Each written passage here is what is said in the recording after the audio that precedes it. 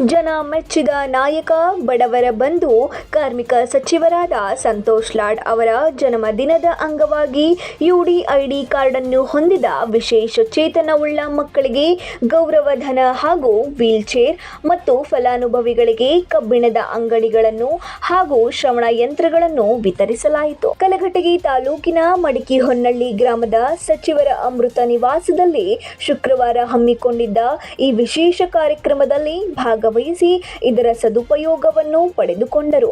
ಈ ವೇಳೆ ಸಚಿವರ ಜನ್ಮದಿನದ ಪ್ರಯುಕ್ತ ಕೇಕ್ ಕತ್ತರಿಸಿ ಮಕ್ಕಳು ಸಿಹಿ ಸವಿದು ಹಾಡಿಗೆ ಹೆಜ್ಜೆ ಹಾಕಿ ಸಂಭ್ರಮಿಸಿದರು. ಈ ಸಂದರ್ಭದಲ್ಲಿ ಬ್ಲಾಕ್ ಕಾಂಗ್ರೆಸ್ ಅಧ್ಯಕ್ಷರ ಮಂಜುನಾಥ್ ಗೌಡ ಮುರಳಿ ಹಾಗೂ ಯುವ ಧುರೀಣ ಪ್ರಭು ರಾಮನಾಳರವರು ಮಾತನಾಡಿದರು.